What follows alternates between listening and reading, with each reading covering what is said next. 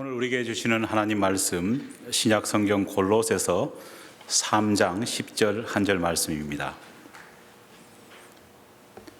골로새서 3장 10절 한 절 말씀, 제가 가진 성경책 신약 성경 326면에 기록되어 있습니다.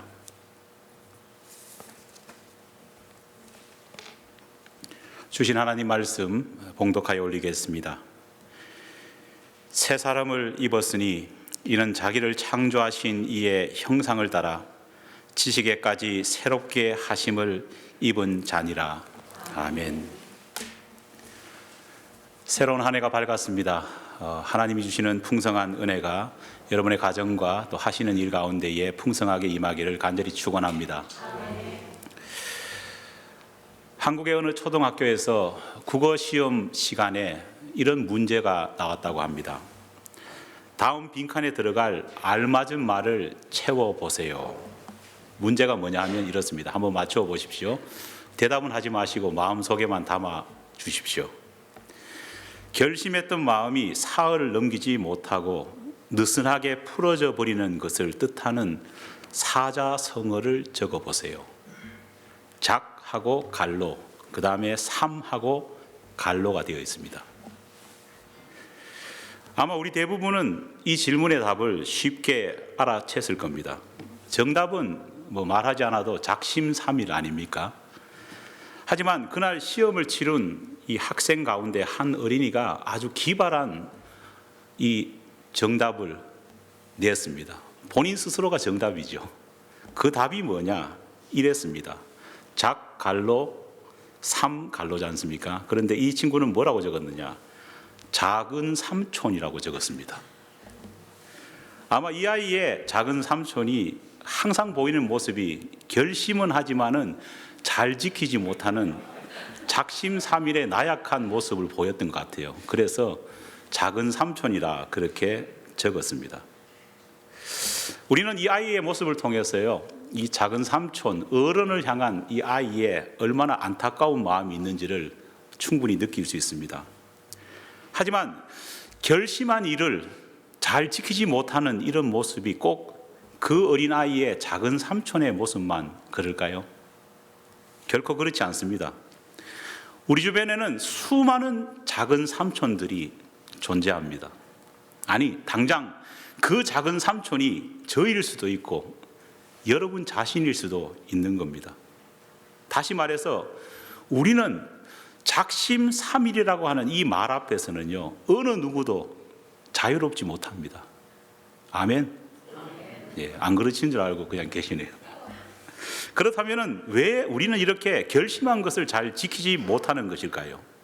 왜 우리는 우리의 결심을 그렇게 오랫동안 지속시키지 못하는 걸까요? 최근 발표된 임지심리학 논문에 따르면요, 이것은 의지력의 문제가 아니라고 했습니다. 그것은 우리가 가진 뇌의 한계 때문이다. 그렇게 논문이 발표되었습니다. 뇌가 저장하는 능력이 참 무한하고 큰 것 같지만은요, 이 뇌는요, 그렇게 오래 어떤 것을 기억하지 못한다고 합니다. 특히 관심이 없는 것에 대해서는요, 뇌는 쉽게 어떻습니까? 잊어버린다는 겁니다. 여러분 그렇지 않습니까? 아마 연세 드신 분은 더욱더 느낄 겁니다. 이제는 핸드폰이 어디 있는지 잘 알지 못하는 분들이 많지 않습니까? 제가 아는 어떤 어르신은요, 핸드폰 고리하고 자기 바지에 뒤춤을 묶어 다니시는 분도 계십니다. 그래서 언젠가는 교회에 왔는데 뭐가 질질질 끌려가는 걸 보니까요, 개가 아니라 뭘까요? 핸드폰이었다는 그런 이야기도 있습니다. 점점 분주해지는 삶의 패턴을 우리가 살고 더 많은 지식과 더 많은 정보가 더해지면 더해질수록요, 우리 뇌가 가질 수 있고 담을 수 있는 그런 용량들이 점점 부족해집니다. 관심이 없으면요, 더더욱 그렇습니다. 마치 우리가 새 컴퓨터를 사가지고 어느 정도 사용하다 보면 컴퓨터가 어떻게 됩니까? 점점 느려지듯이 우리의 뇌도 그렇게 된다는 겁니다. 천재과학자 아인슈타인은요, 인간의 이 브레인을 가진 능력의 10%도 죽을 때까지 다 사용하지 못하고 죽는다, 그렇게 안타까워했습니다. 하지만 그 똑똑한 뇌도 인간의 결심을 실천하는 데 있어서는요, 분명한 한계를 가지고 있다는 겁니다. 오늘 본문 말씀은 우리가 가진 인간의 이러한 분명한 한계에도 불구하고 새로운 다짐, 새로운 결단을 어떻게 지속시킬 수 있는지, 그리고 그 결심을 어떻게 아름다운 열매로 맺을 수 있는지에 대해서 하나님께서는 하나님의 방법, 하나님의 비결을 우리에게 알려주십니다. 새로운 한 해가 시작되면요, 우리는 새로울이라고 하는 이 말을 참 많이 사용합니다. 왜 그럴까요? 새롭다는 말 그 속에는요, 어떤 기대감이나 어떤 소망이 숨겨져 있지 않습니까? 희망과 소망의 말씀인 이 성경에도 새롭다, 새로움이라고 하는 이 표현이 굉장히 많이 들어 있습니다. 그런데 헬라어 성경을 보면은 새롭다고 하는 이 말을요, 완전히 다른 두 단어로 구분지어서 사용하고 있다는 겁니다.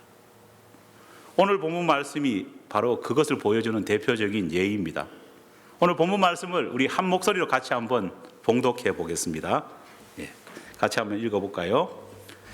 새 사람을 입었으니 이는 자기를 창조하신 이의 형상을 따라 지식에까지 새롭게 하심을 입은 자니라. 아멘.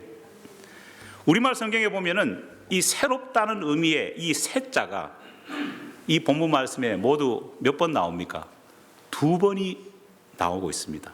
먼저는 새 사람을 입었으니라고 하는 표현에서 뭐가 사용됐습니까? 새라고 하는 말이 사용되었습니다. 그런데 거기만 있는 것이 아니라요, 또 다른 부분에도 이 새자가 있습니다. 그게 뭡니까? 새롭게 하심을 입은 자라고 하는 이 성구의 마지막 부분을 보면은 또 새자가 기록되어 있습니다. 우리나라 성경에는요, 똑같은 새자입니다. 하지만 헬라어 성경에는요, 앞에 새자와 뒤에 새자가 완전히 다른 단어로 기록되어 있다는 겁니다.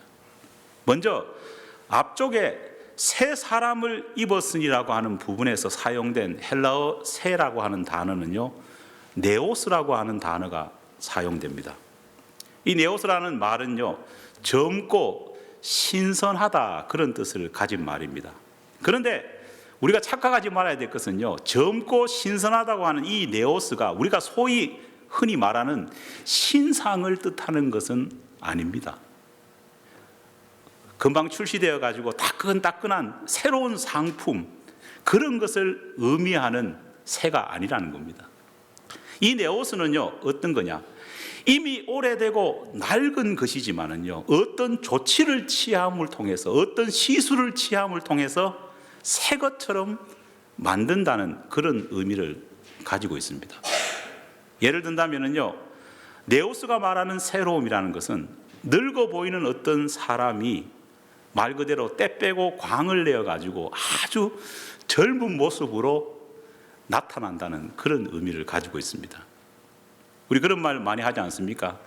맨날 좀 우중충하게 다니시는 분이 어느 날 갑자기 이발소도 가고 옷도 착 완전히 새롭게 차려입으면은요, 우리는 그 사람을 여자면 뭐라고 말합니까? 야, 새색 됐네. 남자면은요, 완전히 새 신랑이네. 그때 사용되는 새가 바로 네오스의 의미의 새라는 겁니다. 다시 말해서 네오스는 진짜로 새 것이 되는 것이 아니라 인간의 노력과 인간의 관리의 결과를 통해서 새로움을 얻게 된다는 그런 의미의 새로움입니다. 하지만 이 네오스와 다른 또 다른 새로움이 성경에는 기록되어 있습니다. 바로 카이노스라고 하는 말이 의미하는 새로움입니다. 오늘 본문의 하반부에 보면은요, 새롭게 하심을 입은 자, 바로 이 구절의 새자가 바로 이 카이노스라고 하는 말입니다. 이 네오스가 어떤 특별한 노력과 시술을 통해서 새로운 모습으로 탈바꿈했다는 그런 의미를 가진 데에 반해서 이 카이노스라는 말은요, 인간의 노력과 인간의 힘의 결과로 얻어지는 새로움이 아니라 오직 전능하신 하나님의 은혜로 하늘의 차원에서 덧입을 수 있는 그런 새로움을 의미합니다. 그래서 이 새로움은요, 네오스의 새로움, 찰나적인 그런 새로움이 아니라 근원적인 새로움을 의미한다 할 수 있습니다. 성경에는 이 카이노스의 새로움을요, 어떤 표현으로 사용하느냐, 새 교훈, 새 계명, 새로운 피조물, 그리고 요한계시록에 있는 새 하늘과 새 땅, 이런 하나님의 절대적인 권위에 따라서 완전히 근본적으로 새롭게 된 그 새로움을 표현할 때에 바로 카이노스라고 하는 단어를 사용합니다. 어떤 면에서 우리는 새해를 맞이해서 많은 사람들이 네오스적인 새로움을 결심할 때가 많습니다. 때로는 이런 네오스적인 새로움을 시도해 보면서요, 우리의 외모가 바뀌고 우리의 태도가 일시적으로 바뀐 것을 바라보면서 저 사람이 좀 바뀌었구나, 내가 좀 바뀌었구나, 이렇게 잠시 잠깐 착각할 수도 있습니다. 하지만 결코 네오스의 새로움은요, 완전한 새로움, 진짜 새로움이 될 수 없습니다. 우리가 수없이 새해가 되면은 작심을 하는데 그 작심이 작심 3일이 되는 이유가 뭐냐? 우리 모두가 카이노스의 새로움을 덧입는 것이 아니라 뭐를 덧입는다고요? 네오스의 새로움만에 그치기 때문입니다. 오늘 본문 말씀을 통해서 하나님께서는 우리 모두에게 네오스적인 표면적인 새로움보다 그것을 넘어서 근원적인 새로움인 카이노스의 새로움을 얻기를 원하십니다. 하나님으로부터 받은 은혜를 통한 새로움의 경험, 그 은혜를 통해 얻어지는 힘을 통해서 우리의 근본이 바뀌는 그 카이노스의 새로움이 우리에게 필요하다는 겁니다. 네오스적인 새로움만으로는요, 결코 되지 않습니다. 왜냐하면요, 우리의 옛 속성을 이기고 새로운 사람이 되기 위해서는요, 우리는 너무 약한 존재이기 때문입니다. 우리는 의지가 약합니다. 우리는 내면이 약합니다. 끊임없이 사단이 유혹하고 괴롭힙니다. 네오스적인 단순한 표면적인 새로움만을 추구하고 거기에 만족하는 사람은요, 도저히 이런 것들을 이겨낼 수 없습니다. 네오스적인 새로움은 결코 우리를 성숙한 신앙인으로 만들 수 없습니다. 단지 네오스적인 새로움은요, 단지 현실에 익숙해지는 팔색조와 같은 겉보기만 새로운 그런 익숙한 사람으로 우리를 만들 뿐이라는 겁니다. 오늘 본문 말씀을 현대어 성경으로 읽어보면요, 이렇게 번역되어 있습니다. 새 사람을 입으십시오. 이 새 사람은 자기를 창조하신 분의 형상을 따라 끊임없이 새로워져서 참 지식에 이르게 됩니다. 우리가 신앙을 처음 시작할 때는요, 믿음이 약하기 때문에 누구나가 다 네오스적인 새 사람을 입기에 마련입니다. 하지만 그 네오스적인 새 사람에 만족해서는 안 된다는 겁니다. 하나님께서는 새 사람, 네오스적인 새 사람을 입으면서 신앙을 시작하지만은요, 거기에 만족하는 것이 아니라 자기를 창조하시는 분의 형상을 따라 끊임없이 주님이 주시는 은혜를 경험하고 체험하고 공급받음을 통해서 카이노스적인 새 사람이 되어야 한다, 거기에 이르러야 한다 명령하고 계신 겁니다. 우리 대부분은 모두가 새로워지기를 다 원합니다. 새로운 해가 시작되면은요, 어떤 결정적인 계기가 찾아오면은 내 새로워져야지, 나 오늘부터 결심해서 달라질 거야, 이렇게 말합니다. 하지만 이러한 인간의 결심, 그 결심만으로는 새로움의 본질을 이룰 수 없다는 겁니다. 하나님의 능력을 통해서 네오스가 아닌 카이노스의 새로움이 우리에게 필요합니다. 고린도후서 5장 17절을 보면은요, 하나님께서는 우리가 새로운 피조물이 되기 위해서는 반드시 어떻게 해야 된다고 말하고 있습니까? 그리스도 안에 있어야 말합니다. 누구든지 그리스도 안에 있으면 새로운 피조물이라. 이전 것은 지나가시니 보라 새 것이 되었다. 그리스도 안에 있을 때에만 비로소 이전 것이 지나가고 새 것이 될 수 있다 말씀하고 있습니다. 그리스도 안에 있음의 새로움이 바로 뭐냐? 카이노스의 새로움입니다. 송구영신 예배 설교를 통해서 말씀드렸듯이 2018년 우리는 Back to Basic이라고 하는 슬로건을 가슴에 품고 기본에 충실한 신앙인이 되기를 다짐합니다. 그러면서 5가지의 실천 방안을 마음에 품었습니다. 말씀 묵상의 생활화, 기도와 찬양의 생활화, 전도의 생활화, 주일 성수, 그리고 바른 헌금의 생활화, 이것을 이루어보자 말씀드렸습니다. 어떻게 보면은 너무나도 기본적인 실천이고 너무나도 기본적인 것이기 때문에 야, 내가 신앙생활을 몇 년 했는데 이런 것을 내가 지키겠나? 나는 이미 다 지켰다. 그렇게 생각할 수도 있을지 모르겠습니다. 하지만 아닙니다. 성도들 한 사람 한 사람 뜯어보면은요, 이 기본이 안 되어서 성숙한 신앙으로 나아가지 못하는 사람들이 얼마나 많은지 모릅니다. 우리가 하나님 앞에 섰을 때에 무엇으로 하나님께서는 우리를 평가하시겠습니까? 다른 것이 아닙니다. 이 기본 중에 기본인 원리를 가지고 하나님은 우리에게 착하고 충성된 종인지 아니면 악하고 게으른 종인지를 물으실 것이라는 겁니다. 여러분, 새 사람이 되기를 원하십니까? 단지 네오스적인 새 사람을 잊기를 만족한다면요, 내일 당장 헤어 사롱을 찾아가십시오. 그리고는 헤어 스타일을 바꾸십시오. 그러면 네오스적인 새로움을 입을 수 있습니다. 아니, 좀 부지런하시다면요, 유능한 메이크업 아티스트를 찾아가십시오. 그분들이 여러분의 얼굴에 잡티를 완전히 제거해 줄 수 있을 겁니다. 더 근본적인 네오스적인 새 사람을 잊기를 원하신다면요, 유명한 성형외과 의사를 찾아가십시오.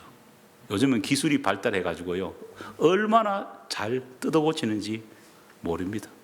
하지만 이런 것들은 하나님이 원하시는 새 사람이 아닙니다. 진정으로 하나님이 원하시는 카이노스의 새 사람을 잊기를 원하신다면요, 내일부터 당장 큐티에 참여하십시오. 그리고 하나님의 말씀을 묵상하십시오. 기도와 찬양으로 하루하루를 채워가십시오. 전도와 주일 성수, 바른 물질을 하나님께 드리는 일에 여러분을 들이십시오. 네오스의 변화처럼 사실 카이노스의 변화는 빠르지도 않고 눈에 두드러지지도 않습니다. 그렇잖아요. 우리가 하나님의 은혜를 더디붙다고 해서 금방 눈에 띄지는 않잖아요. 그런데 이번 주간에 우리 서지영 권사님이 그 머리하러도 가시고 화장도 바꾸시고 심지어 성형까지 하고 오셨다면요, 그 모습은 누구나가 분명히 볼 수 있습니다. 그러나 하나님이 원하시는 그 변화는 그것이 아니라는 겁니다. 하나님께서는 오늘 본문 말씀을 통해서 우리 모두에게 네오스의 새로움이 아니라 무슨 새로움요? 카이노스의 새로움을 원하십니다. 변화를 위해서 더욱 기도하고 주의 은혜를 사모하는 이 한 해가 되기를 간절히 축원합니다. 기도하겠습니다. 하나님 감사합니다. 새로운 한 해 우리 가운데 허락해 주셔서 하나님을 향해 나아가게 하심을 감사드립니다. 네오스적인 겉모습의 변화가 아니라 위로부터 주시는 하나님의 카이노스의 새로움을 우리 모든 교우들이 덧입기를 사모합니다. 우리가 작심삼일로 빠지는 것은 이 근본을 버려버리고 그냥 네오스적인 새로움에 만족하기 때문입니다. 하나님, 우리로서는 할 수 없는 변화지만 우리에게 은혜를 주시고 우리를 변화시켜 주시옵소서. 이 한 해 가운데는 그 변화를 몸소 경험하고 체험하는 한 해가 될 수 있도록 도와주시옵소서. 믿사오며 예수님 이름으로 기도드립니다. 아멘.